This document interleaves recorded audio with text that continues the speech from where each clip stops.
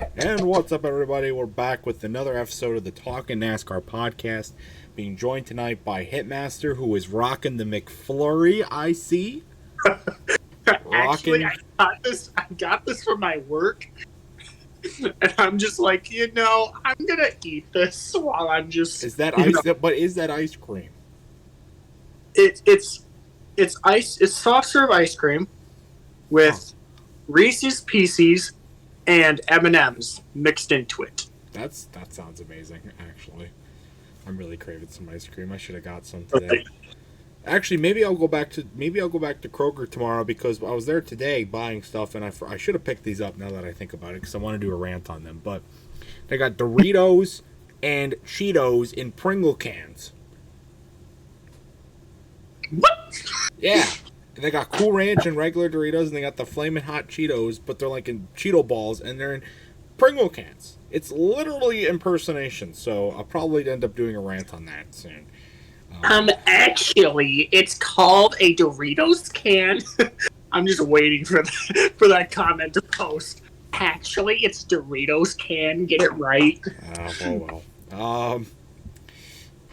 Anyway, as far as NASCAR stuff, I know it's been a while since we've actually done a real episode of the Talking NASCAR podcast. We had the crossover, and that wasn't really much of a podcast.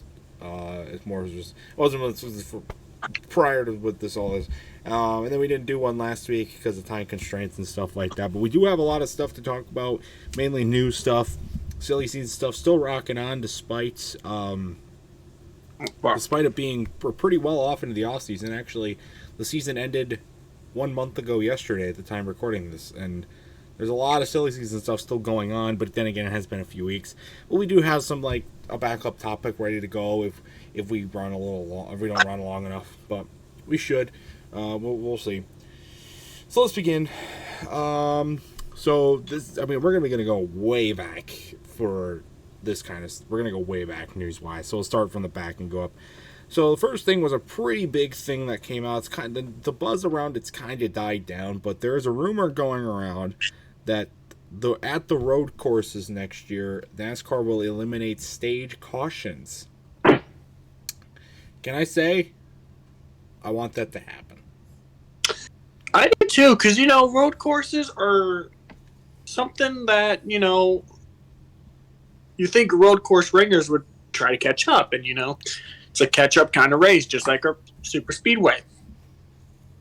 But then again, I wouldn't expect the stage races to go away. Personally, I think the road courses were the least affected as far as the stage cautions. They've always seemed to be like the only cautions during the race at road courses, but as far as I don't know really how much it really affects the flow. I wanted to see this maybe tried at maybe not, well, actually probably super speedways because I think that's where it would have the biggest effect because you see a lot of big wrecks at the end of stages there that really kind of mess up the driver's chances to win the race and kind of thing. I would also like to see this probably maybe ran at maybe not short tracks. I don't know. And like you said, with super speedways, I feel like it would be good for that because, maybe let's just pull one out there. Corey LaJoy, let's say he's on a fucking run and he's about to take the lead.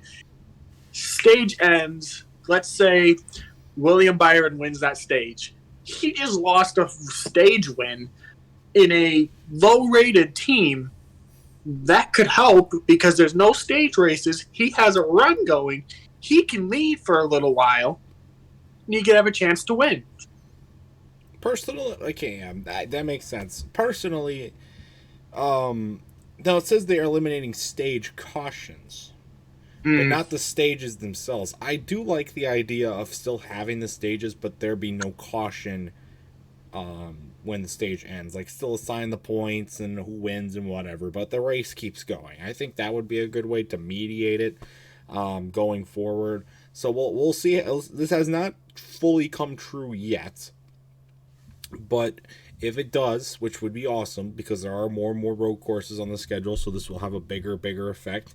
It'll be interesting to see how it works and what the details of it are going to be. So it's an ongoing story. This was one of the first things that broke But we gotta keep on that. As far as the booth, Fox will continue a rotation for the third booth spot. So that's along with Mike Joy, not Jeff Gordon anymore. Who's the second guy? I don't remember. Clint Boyer. If Clint Boyer comes back. No, yeah. I think it is Clint Boyer. It's Clint Boyer. But they'll keep Jeff Burton, I think, or is that Dale? No, Dale Jr.'s on NBC. Yeah, you're thinking of NBC.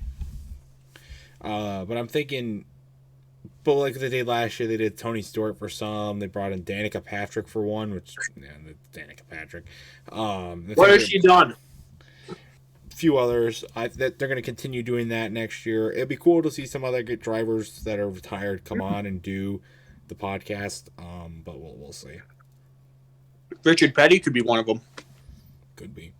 That guy's still in really like the Daytona 500. Richard Petty. That would be cool. That would be cool. But would he want to do it is the question. I don't know. See why not? I mean, I actually saw Richard Petty. I saw him. So this wasn't this previous year when I went to Michigan, but the previous year before that, before we even met, we were listening to what Alex Bowman was saying. I turned to my left, and I saw what usually Richard Petty wears is the king hat. That's how I like to say it. He wears his king hat, and he's getting on a golf cart and, driving probably to the racetrack. Well, yeah. He's at Michigan, and I saw that. And then... Did you get your picture? I did not get a picture. I wish I did, though. If I did, I would have showed you, or I would have gotten a signature.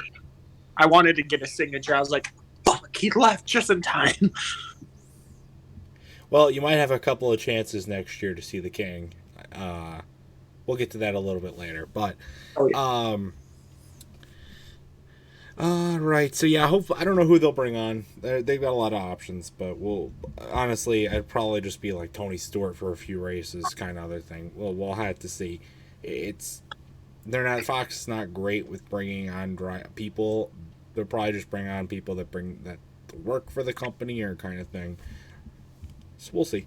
But please, just keep it to NASCAR drivers, please. If you at least no football commentators or anything like that, please. I'm just imagining one of those people that is from college football. Oh my God, he just took a left. I'm just thinking of Joe Buck in a NASCAR race. How boring would that be? Oh my God! And plus, he would have no clue what he's talking about too, which actually would probably make it even funnier. But all right, in silly season news, we talked about in a past episode about Cole Custer losing the 41 ride and being downgraded to Xfinity. We now know confirmed he will run the 00. As there goes my mouse. He was going to run the 00. I don't know that I know Stuart Haas used to run the 00 in Xfinity. I don't know if they've discontinued that and it's coming back or it's always been there. I think they did run it once, and I think Harvick ran it. Oh, I think he's been running it, or the 41 in the Cup. I don't know, but the 00 is coming back if it didn't go away. I don't remember. But yep, that's confirmed. He's going to do the 00 in Xfinity. Maybe he'll do better. Maybe not. We'll see. But Ryan Preece still getting the 41 for the Cup ride. New crew chief for the number 34 team in Cup for Mike McDowell. Travis Peterson will be coming on in 2023. And a new alignment, Rick Ware Racing, the Rec Racing crew. Oh, hello there. General Kenobi. What up? This is a raid. Oh my God! Perfect. Now you've said that it is a raid.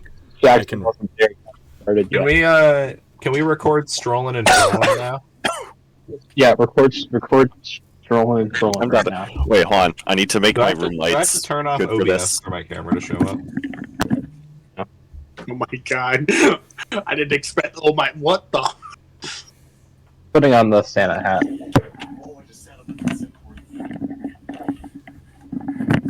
Didn't expect this. All right, this is a video chat to help me with my CSC 231 honors project. I'm gonna keep looking over here because that's where I have the VC, even though my webcam's up here. 3 monitors. I have a second struggles. monitor set up that just has porn on it, so that's where I'm going to be looking. Is that known as your phone? I'm a reasonable person. Main display with like YouTube or whatever I'm doing, Discord, text, and then Chrome, random Chrome tab, maybe a VC if I'm in it. What is happening right now? Oh my god. What the? Funny, not funny. Tyler, I swear to God.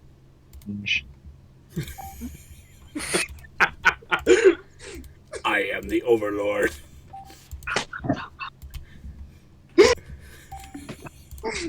Overlord power activate.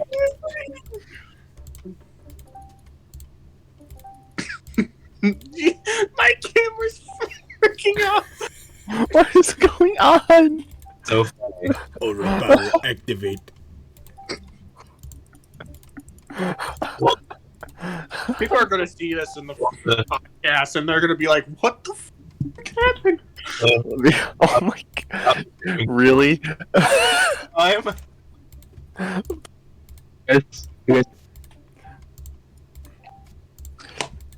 Tyler, please. Fuck. Well, okay. Well, after that, After the trolling crew decided to, raid us. and after our conversation channel was literally deleted and reinstated, and some miscommunications. Let's continue. I do not even remember where we were. Oh, I think we're talking about Rick Ware Racing is aligning with RFK. Kind of like the you remember back a few years ago when Joe Gibbs was aligned with Furniture Row, or I think it's the other way around, kind of thing.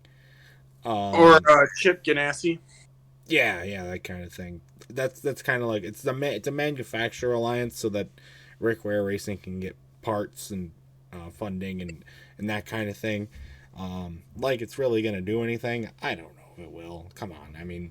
It probably won't because they both kind of are iffy. Right, yeah. So, but I don't know. It's a little thing that I guess it's all manufacturers teams. I guess similar manufactured teams are bound to align at some point. So, especially some of these lower income ones like Rick Ware. I blanked out on saying that. Anyway, moving on.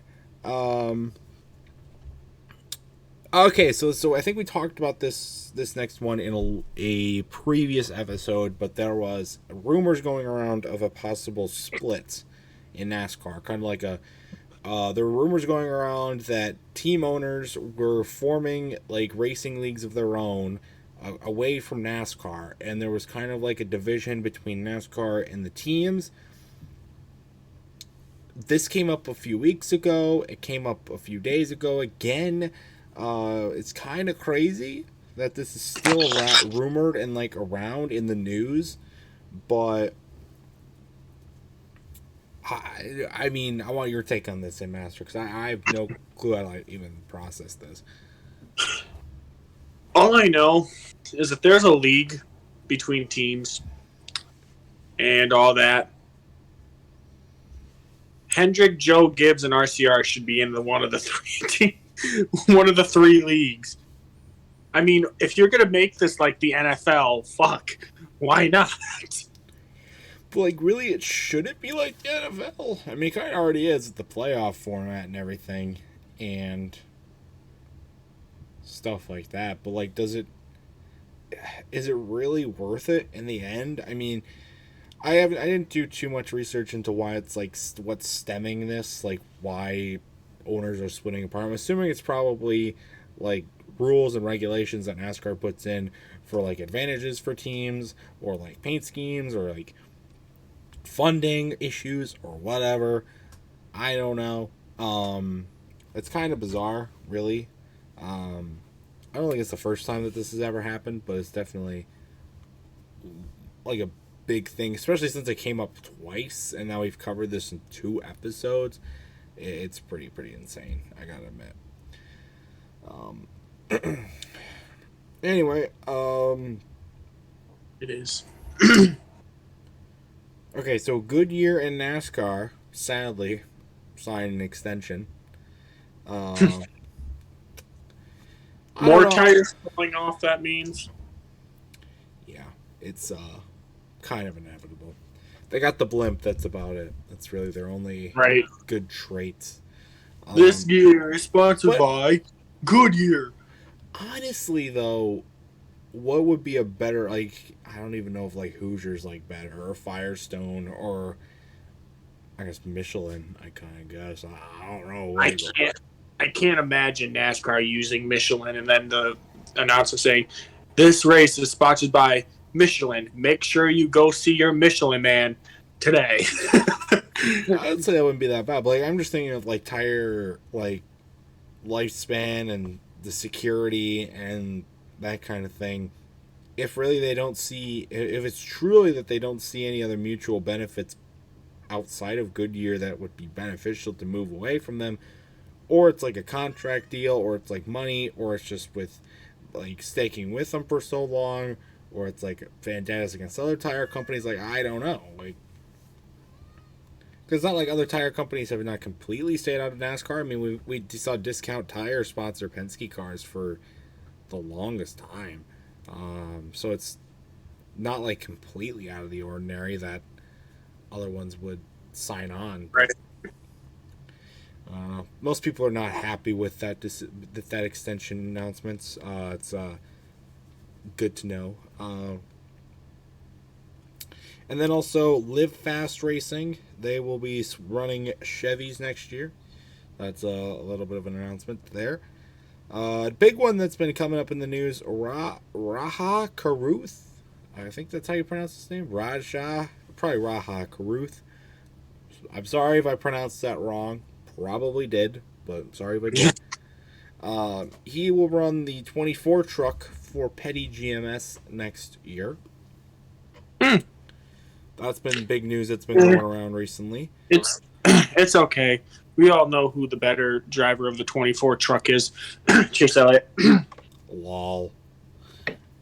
Because that's the only person I can think of except for Brett Moffitt. Because I think It's Moffitt. not been super. No, he drove the 23. 24 truck, I guess, has never been super.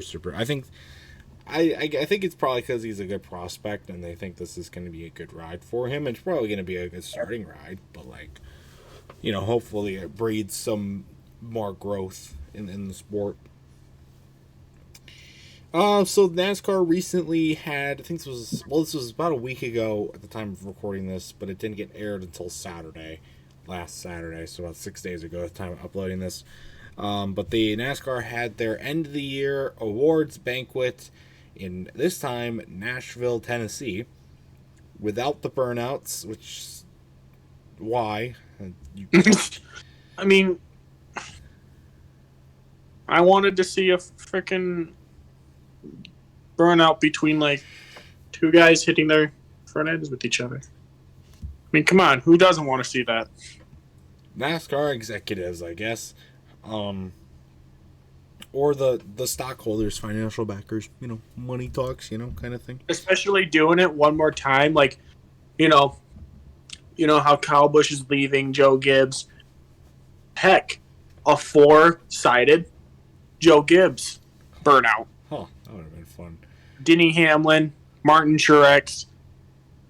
Who else drives that? Kyle Busch. Why am I drawing a blank? Christopher Bell. Yeah. Sorry. AKA the guy who finished the best out of the Joe Gibbs drivers this season. And anytime he would get eliminated, he'd win. Except for the last one. But, you know. Except for the last one, but that's okay. You made it far enough. But no, like other things that happened at the award show, Joey Logano got a lot of publicity, and then of course, the big thing was the most popular driver award, which won by Chase Elliott. Yeah, I think we all It's saw this always. coming. People I, call I feel, I feel like it's gonna happen with the Dale Earnhardt Jr. thing. He's going to be the new most popular driver for a very long time, and then he's going to surpass Dale Jr.'s. And then once he retires, someone else is going to. And then once he retires, it's going to be an ongoing. Well, it's just going to be. It's just like since like the '90s, it's always been an Elliott or an Earnhardt that has won the most popular driver award. I don't really see that. Here's the thing: like I don't really see that. I don't really see that stopping anytime soon because here's the thing: the fans vote, and everybody's like, don't vote for Chase Elliott. Oh, I can't wait for Chase Elliott not to win anymore. Ooh, let's vote for this guy. Let's vote for this guy, and he wins anyways. Like he's like, I don't even have to put stuff up on Facebook or YouTube, but I already know I'm gonna win. Like everybody's like, oh Ross Chastain should win, yeah, because he rode the wall at Martinsville, and that was actually really fucking epic. I mean, we can't not deny that, but for the there's like a derby at Bristol that they usually have once a year, and he legit put on the side of his car where you go near the wall freaking rollerblades. So anytime he hits the wall, it just rolls. And it doesn't hit the wall. I'm just like, that is some scientific move, and I love it. That's pretty funny, actually. I like that.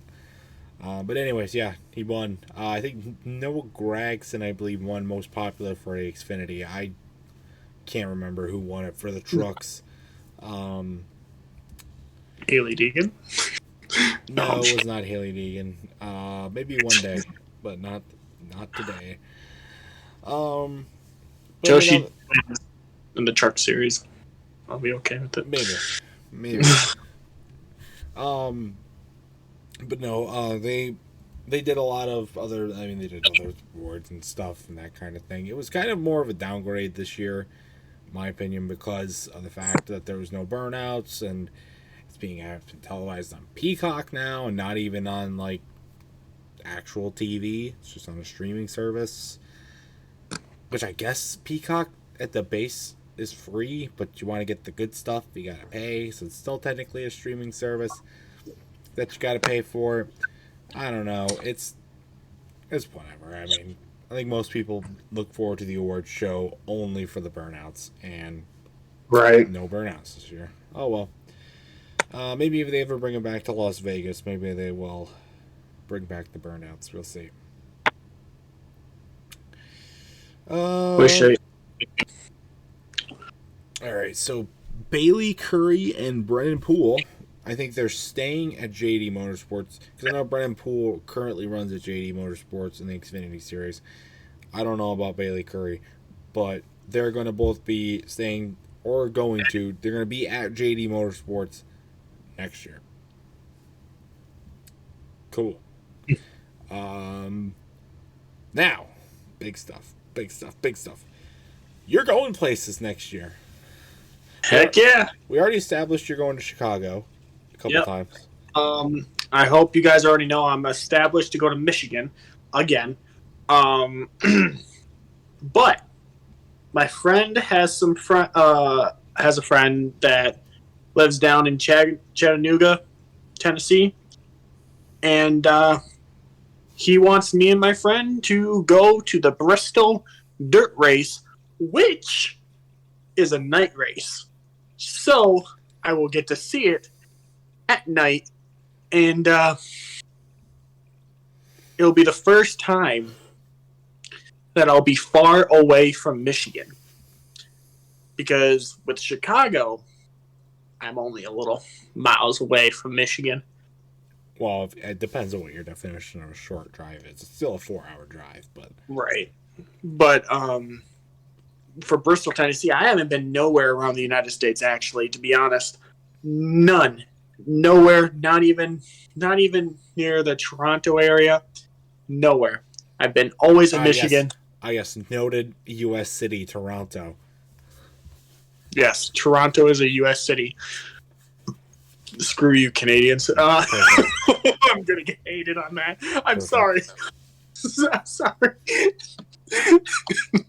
I've been to Toronto, so I can attest. But I mean, I've been close to the Canadian border. Not super close, but I've been close. I will say, if you're looking for like the vibrant city life American experience, you're not going to get it in Chattanooga or Bristol, Tennessee. I'll tell you that for certain. But no, that sounds awesome. You're gonna have a fun Easter time over there and whatnot. I want to go to Nashville, Tennessee, just to see, or go to one part of Tennessee that my friend's in, and I want to see where she is, so I can go see her, because I haven't seen her since high school. So I'm probably going to do that before I go to Bristol. Yeah, make it a whole trip. Might as well. But you should have a good time. The dirt race gets. I don't know how fun the race itself is going to be, but it's going to be. You're going to love seeing Bristol, and you're going to love seeing the race and whatnot. And don't worry, I will bring the GoPro. Good. For sure. Good. I'm bringing the GoPro for Bristol, and I'll bring the GoPro for Chicago, and might for Michigan. I don't know about Michigan because, of course, the way they hate on bringing electronic stuff. So, hey, I'm proud. If I'm going, I'm vlogging it, and you're gonna be in it. So, hey, I don't know if I'm going to Michigan yet, though. I don't know what race. We both vlog Michigan, and then all of a sudden we're like, "Wait, is that Tyler? Wait a minute, is that Hitmaster? Wait a minute." The anticipated crossover. Look, vlog and vlog, vlog for the vlog. Welcome to the vlog. Oh yes, welcome to the vlog. Oh yeah. You know, welcome to mine too. Oh yeah, mine's going on too. Go subscribe. Oh, go subscribe. Yeah. It'd be a fun party. Meanwhile, people look around us like, "What the fuck is wrong with them?" No, you should have a really fun time. I will give you more tips and tricks about Bristol as the trip, because that's on Easter Sunday. So it's a while down the road still, but I will give you more tips and tricks about Bristol that I knew in my time there as we get further down the line. But maybe I'll bring them up later in this podcast if we run out of stuff to talk about, but shouldn't. Now, speaking of MIS, they do a cool thing. They do a cool little thing that I didn't even know about until about a week ago. But they do a thing where if you donate unopened, like non-perishable food items or unopened, unwrapped toys, you can donate them to the Speedway for what's it called? I don't think it's called Toys for Tots. Toys for Tots. It might be Toys for Tots, and then also like a food bank or something. I don't exactly remember. But like the army's there and they help out whatever. But you donate that, and then you get to take your car and you get to drive it around MIS for free. So me and my dad and my brother logged up a couple bags of stuff in the car and took the car down to MIS Saturday, last Saturday. And we donated our stuff, and I was expecting, so how it worked is we got to drive around the grounds, and then we finally found the donation spot, handed it to the military, and like the scouts were there and whatever. It was really cool. They were very happy to get donations, and quite a few people actually showed up. I was pleasant surprised to see. But the line itself to get into the track was not too long, but you come in on the backstretch, right? And you know, it's being the only grandstands at Michigan are now on the front stretch. You don't really get to see the front stretch a whole lot from, like, looking up to it. So it was pretty cool to see. But anyway, they were glad we didn't get any snow either, you know, being December. So that was cool. But actually, I thought, oh, you're going to go out there, do one lap, come in, so they keep the flow going, you know? No. You do 5 laps around MIS. Michigan's a big track. Let me remind you. Yeah. I think we're the only restrictor plate track, or non-restrictor plate track that can be almost bigger than Daytona, at least. Not Talladega, but almost bigger than Daytona. And I got to do 5 laps around this track.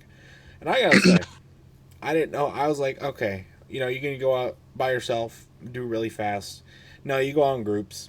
So, and then you got to stay at the pace of the there's like the safety trucks are out and the pace cars out as well, and they're like leading them around, and there's cops all over the track too, because you're not allowed to pass, and you're not allowed, what else are you not allowed to do? No passing and no passing and no stopping. Those were the two rules. But there's cops watching around the track. Like, there's one on pit road, there was one on the backstretch, there was one that actually drove around the track with us, that kind of thing, to prevent anything from happening. But you enter the track, and then eventually you start, and I'm thinking, well, how fast am I really going to be able to get this car up to? I only got up to about 80 max, averaged around maybe 60, 70 miles an hour. But yeah, I mean, the Michigan roads are not smooth at all. That's a good way to put it. But you driving around MIS, butter smooth. Oh, it was beautiful. The only bump is like at the end of the front stretch going into turn one. The car, you hit a little dip. It's kind of weird. I mean, if you've seen it on TV, you can see when they're coming into the turn, you'll just see them dip one time and then just go into turn one. That's what it was, basically. But I was trying out different grooves, going around. Ride the top would be the way to go. I was able to actually, ride the top really well. It was kind of fun. And then the bottom was pretty fun too. I wanted to go down pit road. Can't do that. But that was cool. I got to do 5 laps. The banking too. Like, you don't actually think Michigan's a very high banked track, and compared to other tracks in NASCAR, it really isn't. But like when you're driving on the track, you feel it. I'm thinking, oh, maybe it's like a little bit of this. Like, you're that. Like, holy crap. How am I gonna turn this fucking car? Actually, the car turned itself. That's how cool it was. I barely even needed to turn the wheel. It was awesome. But then you pull off the track, you go through the infield. Fun fact at MIS, there is a playground in the infield. Did not know that until we did that, the MIS event. But yeah, there's a playground. You look over, you go, oh yeah, look at that. Yeah, look at that. Cool. That looks cool. Wait a minute. Well, I mean, being wintertime, there wasn't really much else to look at in the infield. They do have their light show event going on right now. Like the lights, the MIS lights. I want to go see those again. We saw them last year. They were really cool. Again, those are only at night.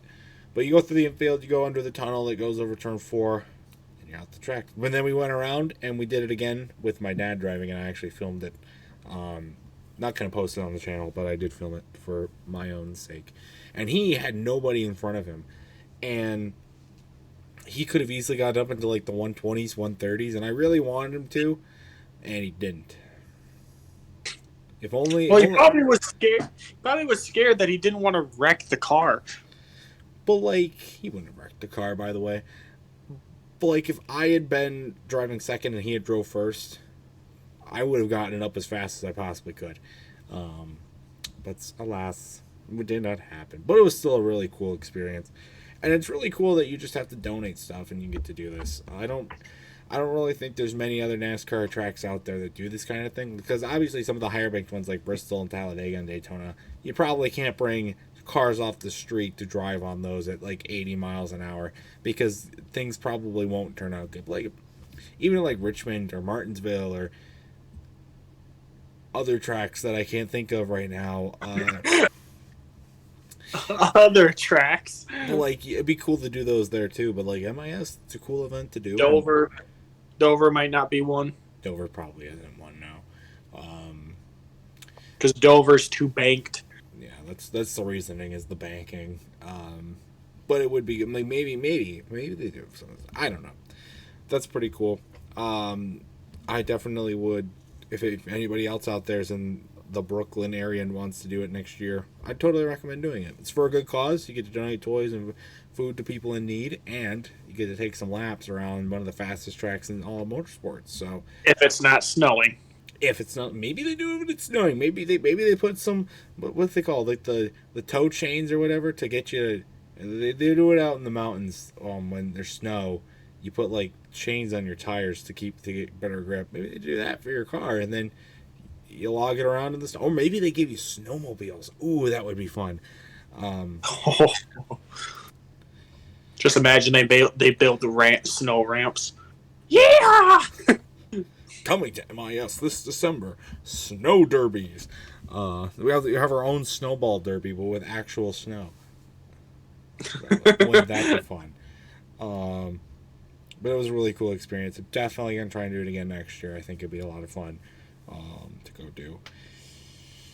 All right, a little bit more news stuff. Josh Berry sponsor updates being sponsored by Lube. It's being sponsored by Lube. Pretty wild. Pretty wild, to be honest with you. What kind of lube? That's a good question. Does it just say lube? That's all I remember from what I read.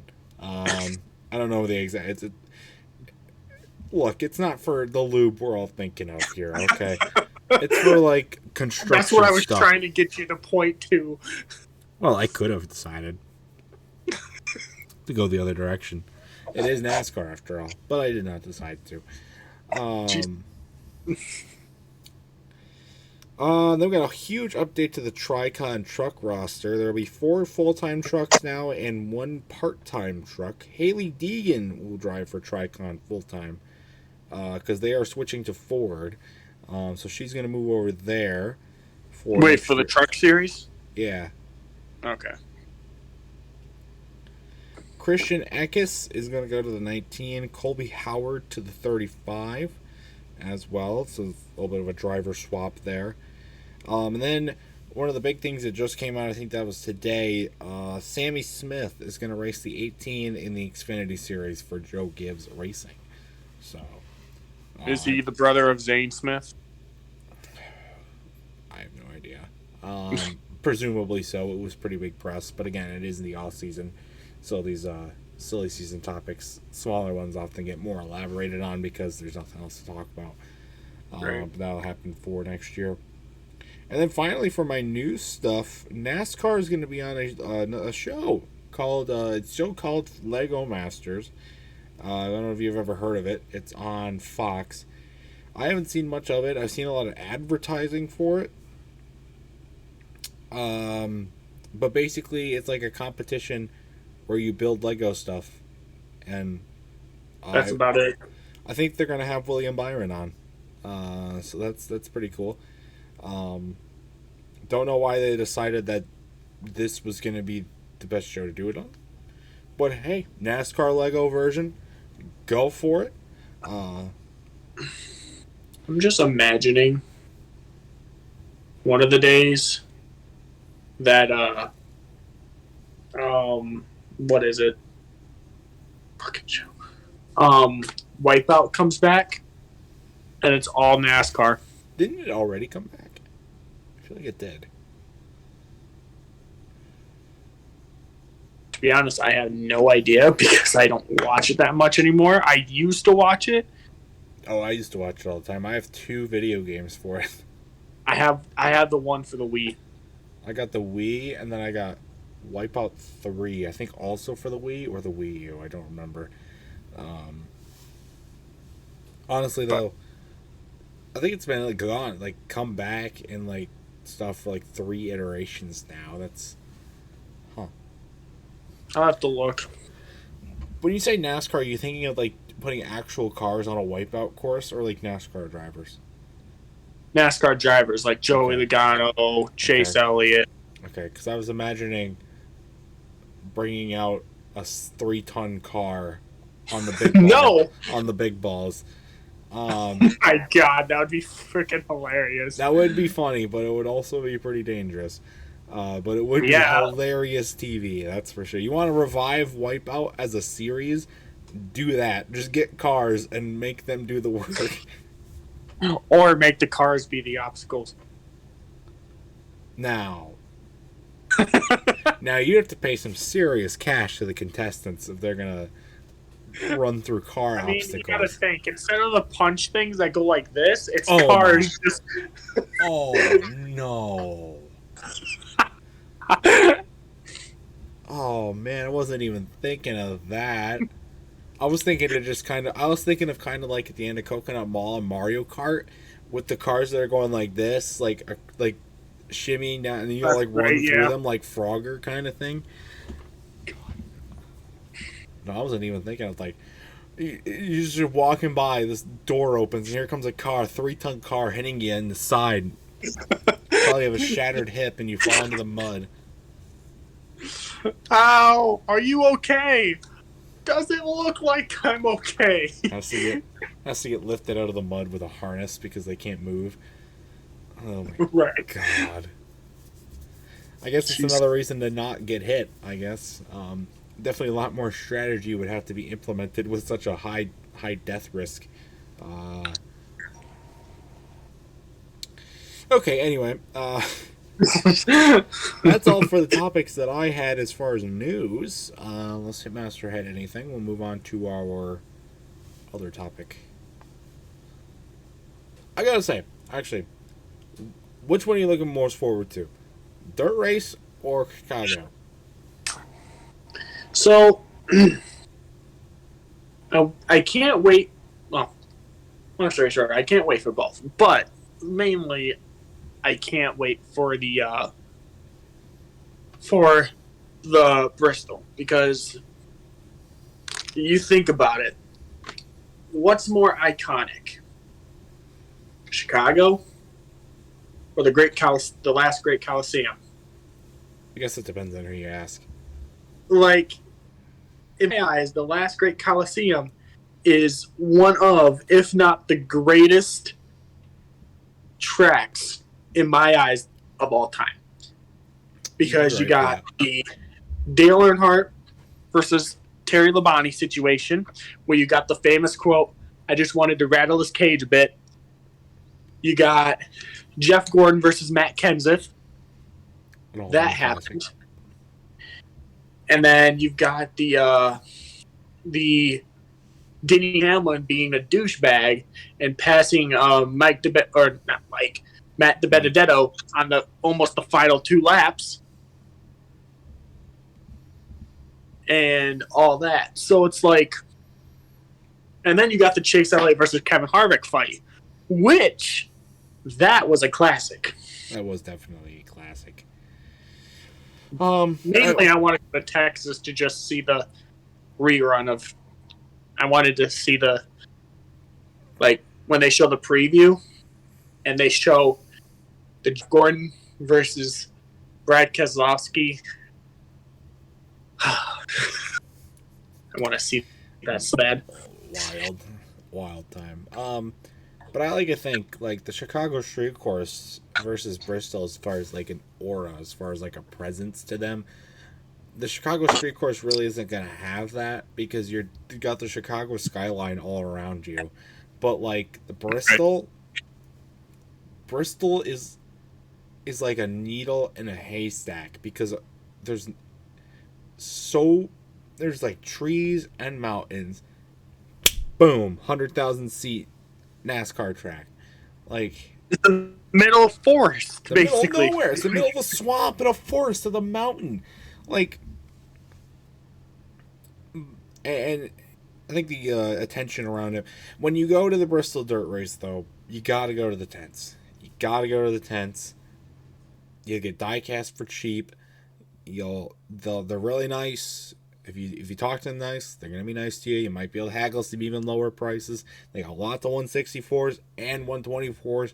They got shirts. They got Trump gear. They've got porta potties. I guess porta potties are everywhere, but you know what I'm saying, kind of thing.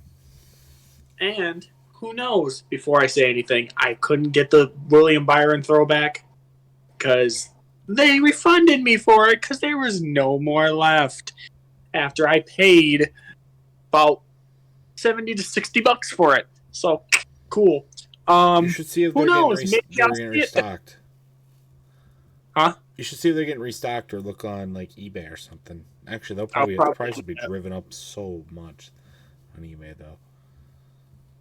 Because for sure I need that diecast. That's actually why I keep saying that we're going to keep doing the diecast episode, and we keep putting it off. We were putting it off, so we were waiting for that diecast to come, and then it didn't. And now we kind of got to do it. That might be next week's episode. But I would still try. I would still try to get it. And even it, but actually, you might find it in the tents. You might. Oh yeah. You might. If I a William Byron or anything Jeff Gordon related, because I know they probably have Jeff Gordon related stuff. Oh yeah, they definitely do. I'm getting it, and on the podcast, if somehow, some way we're still going. We'll be going. We're gonna keep it going just for like the post Chicago Street Course and post Bristol Dirt podcast, and we're gonna get Brian on because Brian's gonna go to Las Vegas for the race over spring break. So a whole host of reactions coming next year. Stay tuned. Big stuff coming. This next year will be the year of the NASCAR podcast. It will be the year of the NASCAR. Also, the way my dog just came in, so that noise was my dog. But no, like I'm saying, go to the tents. I remember seeing Jeff Gordon's $1 Million Date car there for good price, and there's like other stuff. You can get flags, you can get shirts, you can get all sorts of stuff. It's definitely worth your time, especially since the trailers suck nowadays, and you're gonna need something to do because there's not a whole lot to do around the track that's not shopping or walking. Right. Or if you're big into tailgating, because they do a lot of that at Bristol too. But no, you should have a good time. Should have a good time at both, really. Especially the inaugural Chicago Street Course. That'll be a lot of fun. I don't know what race we're going to next year. Since we went to Bristol, or we might just go to MIS again. I don't know. I want to go somewhere new. I think we considered maybe going to Gateway. I feel like the Martinsville is a heavy consideration too. I really want to go to the Austin, Texas one. At Coda. The Coda, yeah, because I've never been to an F1/NASCAR track. Well, sorry, just F1 track, because technically it is just an F1 track. The thing is, I'm kind of waiting for, because they're really developing, because the Coda is not just a track. It's going to be like a stadium, amusement park. There's going to be so much there. So I'm waiting. I want to wait a few years while it gets developed and opens up and all this sort of stuff before going down there, because it's going to be like a trip just to this like plot of land. It's going to be insane.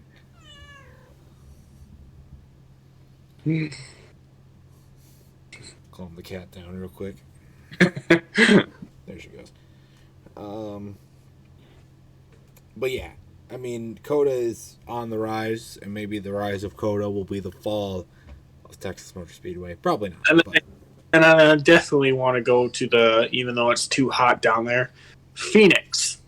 I want to go to Phoenix just to see the finale race. Yeah, if you go in November, it's not super hot. I mean, even in the beginning of the season, like their early season race, it's not that bad. Thankfully, they don't do it in like late April anymore when it is hot in Phoenix. They do it in March now, and then they do it in November. So Daytona would be a fun one too to actually see a race at. There's a lot of places I want to see a race at. Definitely Daytona, because I want to go to Daytona just to see the Dale Earnhardt statue. I actually have a picture of that Dale Earnhardt statue with me, because I got Dale Earnhardt right here. I've got Dale Earnhardt right there. Dale Earnhardt on my wall over there. I was an Earnhardt and Gordon fan, and my dad has a flag that basically, at first he was a Gordon fan. But there was this one day, sadly the day that Dale Earnhardt passed, that he said he wished Dale Earnhardt wrecked. Well, like you know, final lap of the Daytona 500, hits the wall, passes away. To that day, my dad regretted everything. So I bought a Dale Earnhardt flag, cut up the Dale Earnhardt flag, cut up the Jeff Gordon flag, stitched it together, and now you have a Jeff Gordon Dale Earnhardt flag. That's pretty cool. I like that. That's pretty cool. That's a cool little thing. It's also a little eerie hearing that story. It's pretty crazy. Yeah. Oh well. Anyway, like I said, you can have a great time. Get as much content out of it as you can. Get diecasts if you want them. Get pins, get shirts, get memorabilia, pictures. Enjoy the time. We'll talk more about that as it comes up because it's a while down the road still. But all right, whatever. Anyway, moving on. So this is a topic that I've wanted to talk about on the podcast for a long, long time, and I think finally have the opportunity to talk about it. And that is the topic of retired numbers. You guys know MLB, NFL, NBA, NHL, sports franchises all across the world. When there's a player on the team that stays with the team for a long time or makes a really good impact on the team, big impact, makes the team really good. The player themselves are really good, or they have a good impact on the team. They stay there for a long time, whatever. Usually when that player retires or leaves the team in some other method, they will retire that player's number. It's pretty straightforward. When a player's number is retired, nobody on that team can wear that number anymore. You see this happen in college sports. You see it happen in professional sports. But one place you really don't see it happen is NASCAR. To date, I believe there's only ever been one retired number in NASCAR ever. I'm looking it up right now, and yes, you are correct. Number 61. It was for the Whelm series, I believe, because The Whelen Modified Series after Richie Evans after his death in 1985. Yep. But and then they retired the number 3 after Dale Earnhardt's death, but we all know what happened next. Yeah, we'll talk about that. But yeah, NASCAR and the top 3 series, they don't really retire numbers. And there's good reasoning behind why they don't do that. Mainly because, there's only a little more. It's because when it's retired, you have to think, well, is it only retired to the team that retires it? Or does NASCAR as a whole retire it and nobody can wear the number? And then you have to get into, we're going to run out of numbers for all the drivers and stuff, since you really don't want to go past 99. So you 1 to 99, or 0, I guess, to 99, or 00 to 99. You have to get into all that logistics as well, and whatever. So there's good reasoning behind them not retiring the numbers. But if they did, which I still, I guess the question is, should they retire numbers? And if so, which ones? In my eyes, if they were to retire a number, without a doubt, I know people are going to hate me for this, but they need to retire the 3 car. Because if you realize something, is that Dale Earnhardt is the only guy that can drive that 3 car better than anyone. Look at Austin Dillon. How many wins has that guy won in that 3 car? Not a whole lot. Only, ironically, 3 races. Oh no, 4 now. 4 now. Yeah, 4. But if you look at Dale Earnhardt Sr., how many has he won? A good amount. He didn't win all of his races in the 3. He won some in 2. Right. But he mostly won it in the 3 car. He became most iconic in the 3, yeah. So, in my eyes, I feel like the 3 and then a little bit of the 8 for Ralph Earnhardt. Because Ralph Earnhardt, yes, he wasn't that good, I'm going to say, as a race car driver. But then again, this was in the... He was good. He was good for his time. Right. His racing abilities are pretty well documented in the movie. What's it called? Is it Dale Earnhardt the movie, or 3, the Dale Earnhardt story? To be honest, I've been trying to figure out what that movie is so I can rewatch it, because I loved that movie. And the ending made me cry, because I know at the ending he's in the car, all ready to go, and then it cuts to black. Mm-hmm. Yeah, that's. And we all know what's next. Yeah. I don't know. There's like 2 videos, but I know that movie, the one I'm thinking of at least, does a good job of depicting the early life of Dale Earnhardt and his dad Ralph's racing career, and like the struggles that they went through and that kind of thing. Anyway, I think there are 4 numbers in NASCAR that need to be retired. 4. I'm talking about the Cup Series only here, by the way. It gets complicated when you want to try and retire them across all the 3 major series, or you just want to keep them like only trucks are retired in this number, only Xfinity is retired.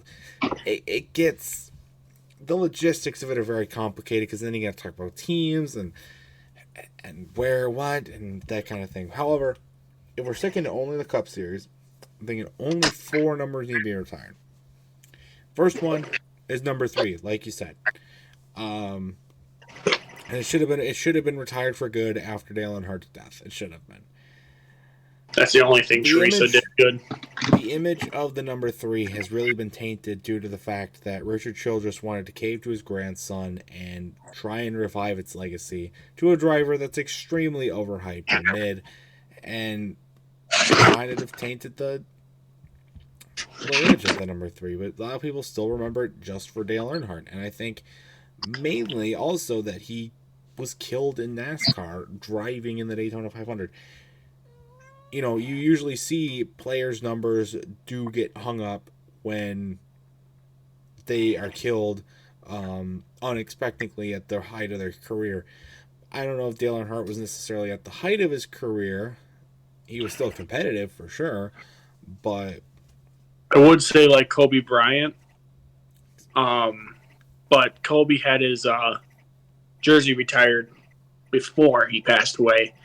But I think what the Lakers are going to try to do is they're going to put Gigi's number on there, if they have not already. Maybe. He actually had 2 numbers retired, 8 and 24, which is pretty cool. Continue. The other one that I think should definitely be, ignore her. And the other one that I think should be retired is 43. I think after Petty retired, it should have been retired along with him. However, this one is a little more complicated than Dale Earnhardt's, because Petty himself, this is his car, his number. He can do whatever he wants with it. Then it gets into like the logistibility of them, like NASCAR stepping in and saying, okay, we want this retired, or doing like a fan vote, or leave it up to the owner themselves. I think Petty would have still kept the number going even if it was up to his choice. I could just imagine Petty GMS putting on Twitter, do you want the 43 to retire for 2023 and future evers? Everyone will say yes, and then all of a sudden Richard Petty goes on the comments, haha, too bad, trolled ya. If only Richard Petty knew how to operate social media. Then maybe he could do that kind of thing. He'll have to have one of his ambassadors do it or something. I don't know. Right. So it's kind of like, because like the 43 has kind of been tainted since Petty's retirement. Petty wasn't doing that great the latter years of his career, but the number is very well associated with him. So when now it's only won like 3 times, or no, not 3, maybe 4 times since he retired. Which is and people now don't look on it like people still look on number 3 like with Dale Earnhardt's image in mind and with intimidation in that regard. But when people look at the 43, they just look at disappointment and failure. Like, Well, yeah, because the only person like the 3 car, the only man that can race in that car is Richard Petty in the Exactly. 43, just like Exactly. Earnhardt. exactly. You know, one person can make that happen. That's why I think that one should be retired. The other two might be a little more. Actually, the next one probably won't be anything controversial. I think number 24 should have also been hung in the rafters. Jeff Gordon was just so influential to many different.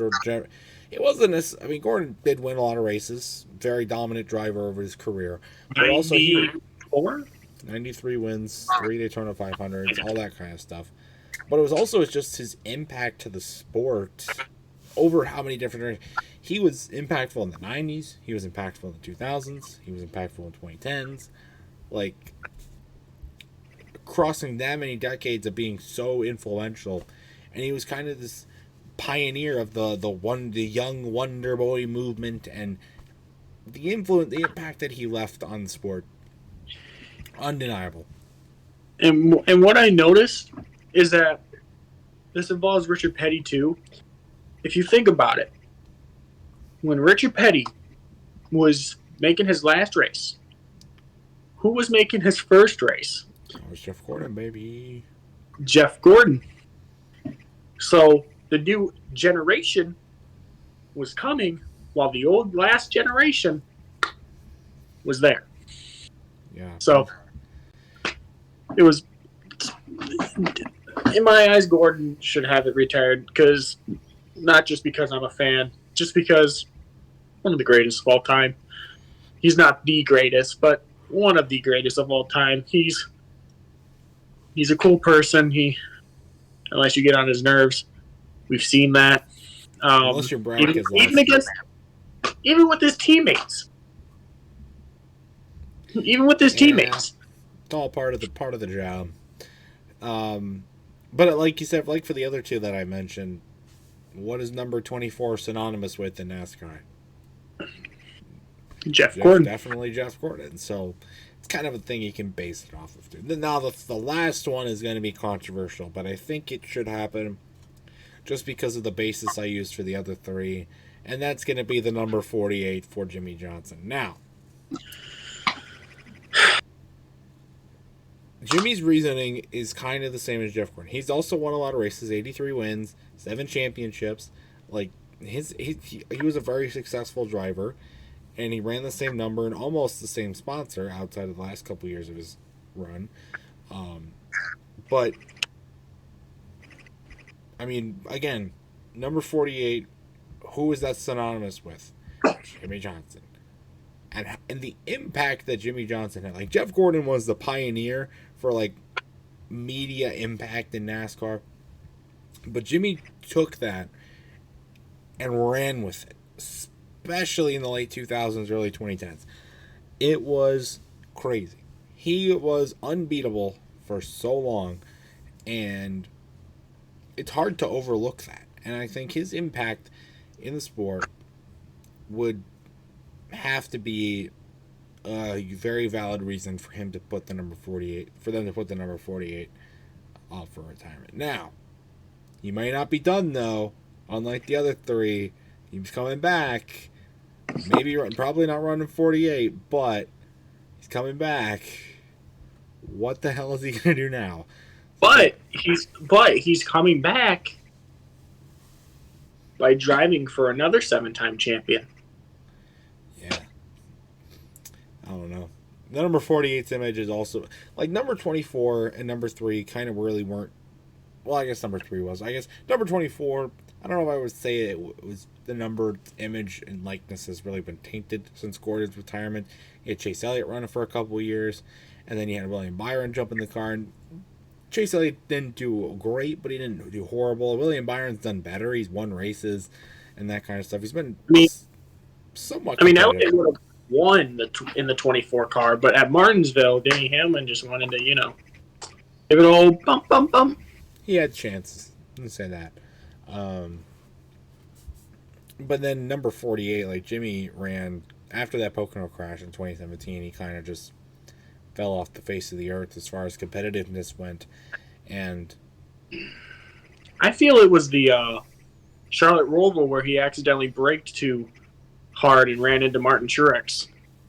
yeah, that was really his last real competitive chance to win. His last chance to win a race before his retirement. Yeah, but it kind of tainted the image of the number, my opinion. It's not kind of. I mean, I hate Jimmy Johnson. Trust me, I hate Jimmy Johnson.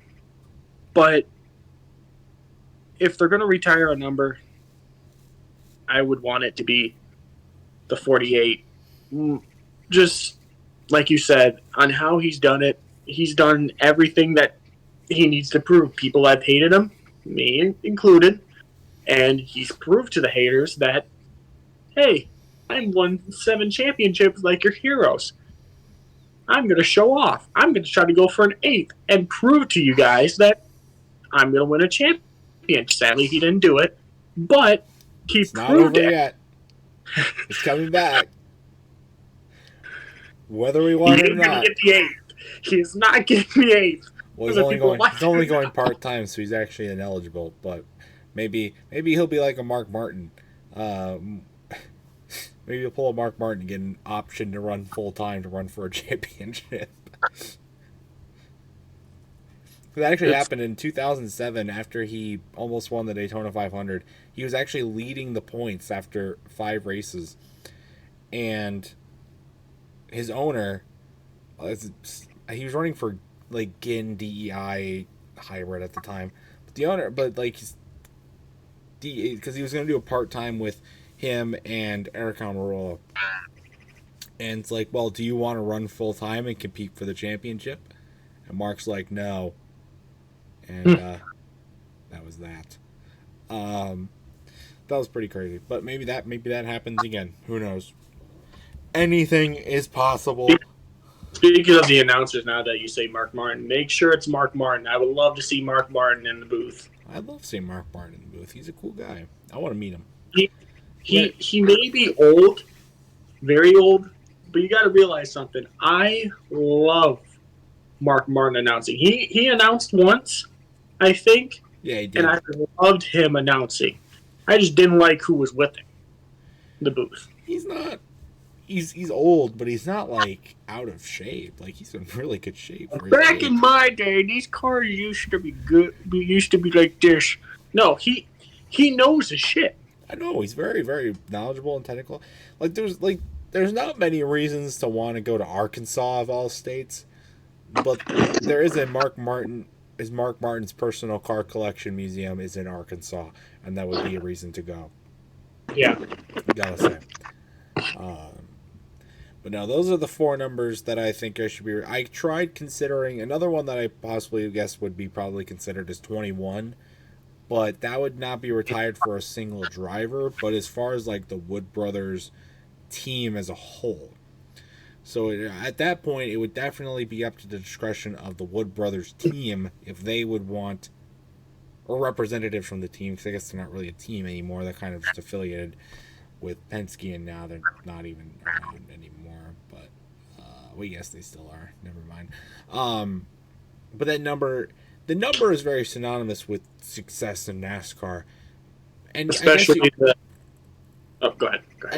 I guess you could say, oh well, David Peterson, not David Peter, David Pearson. Yeah, that's the one. But like, it has had so many drivers, and it's been known as the Wood Brothers 21, not David Pearson's number. You know what I'm saying? You don't see when you go to the Daytona 500, you don't see Trevor Bain's 21 car winning the Daytona 500. You see the number 21 Woods brother car winning the Daytona 500. You don't see any name added on to that because the Wood brothers made that popular. Damn right, buddy. Even though Trevor Bain was good in that 21 car when he won that Daytona 500, I did not expect that, especially being in front of Bobby Labonte of all people. Yeah. but it's pretty cool. I guess that would be the fifth if I had to really say any other ones. I don't know what other suggestions for number retirements you possibly had, but I would say, shoot, I would say the number one, mostly because I feel like Steve Park drove that car. No, sorry, not number one, number four, because the 4 car, all you know for the number 4 car is the Kodiak car. You know, one of the greatest cars of all time. I mean, yeah, it wasn't, decent, but now you just think of it as the Karen Harvick Busch number 4 car. And yes, I'm going to keep saying Karen Harvick. If any Kevin Harvick fans have a problem with it, they can put it down in the description. Hey, Master, I got a warning for you. When you go down to Bristol and you go down in the tents, you're going to see a lot of Kevin Harvick stuff. So just be prepared for that. I'm just gonna buy one and just write Karen. Get one of those fake wigs you do at the store and put it on his head. Oh my god. And then put it on the back of my wall so that whenever we do a podcast, we could just see Karen Harvick. Wow. Background image. I will do it. Jesus Christ. Oh man. I mean, if we want to follow the topic of drivers who were killed, I mean, I guess you could retire 45 for Adam Petty. Mm-hmm. Tony Roper's number, I guess. Kenny Irwin Jr., 28. 7. 7, yeah. Alan Kawicki. Yeah, Speaking of which, Alan Kawicki should have his number retired. Alan Kawicki, Davey Allison. 28 actually would have 2 drivers that would be worth it. Kenny Irwin Jr. and Davey Allison. And then also, I guess, who was the other guy? I can't blank on it. Neil Bonnet. Yeah, Neil Bonnet. It's not really others I can think of. And what I did notice is that Spire Motorsports' building is Alan Kawicki's building. And I'm not even joking. If you look at a picture of when Alan Kawicki was still alive, he had a picture from his company. And then in the driveway, you see the number 7. Well, Corey LaJoie took that same picture, same way, with the 7, everything, and it looks exactly identical. Wow. That's pretty cool. I did not even... Spire Motorsports is placed where Alan Kawicki was. I guess it's a cool little tribute since they do run the 7. I don't even know if that was intentional. Probably. I mean, it has to be kind of some kind of coordination if they knew that kind of information. That's a cool. I mean, it's still cool though. It is really cool. I didn't even know that. Keep the name alive. But that's our topics on retired numbers in NASCAR. Before we get any more into that. I actually have a couple other cool topic ideas we could do for a future podcast, but I think this one has already ran long enough. Unless, Hitmaster, you got anything else to add? No, not really. Other than go Lions. Go Lions. They're doing pretty good this year. Yes, hopefully they can. Michigan State just won. Gay. Maybe they'll get into the maybe, just maybe. There'll be playoff football here in Detroit. Maybe. I'm gonna have to send you something on Discord that I saw on TikTok. That's basically any Detroit fan. Wild. All right. Well, I think that's a good place to wrap it up for this episode of the Talking NASCAR podcast. A lot happened. We had some chaos and rating and. Yeah, and then you accidentally deleting the podcast. Did I delete it, or did somebody? I'll have to look back on that. I don't know. All I know is there was Thanos snapping left and right. Just. Oh, I was kicking them out, and they kept rejoining. And then I think at some point somebody deleted the entire voice chat and kicked us all out. So Oh well, I'll have to check the footage on that, and I'll know by the time this goes up. But next week, I don't know what next week's episode. We got to do the diecast episode. I feel like next week we should do the diecast. I don't have anything to do next week, so we can get it coordinated and work it out, and we'll be all set. That's hopefully very positively going to be next week's episode, just to get it out of the way, and we'll build out more topics to talk about in a future episode. No, Hitmaster, you still got to get one of your friends on. Trying to get one of your friends on. Yes, he is. Before anything, he is a good guy, and he likes NASCAR a lot. And when I mean he likes NASCAR, anytime when we were on our way to MIS, just talking about how NASCAR was, I was saying some weird, dumb crap about NASCAR, and he immediately turned to the thing and made me listen. And he's a big Pokemon fanatic, so when I mean Pokemon fanatic, he has a full dresser full of Pokemon cards. Oh, wow.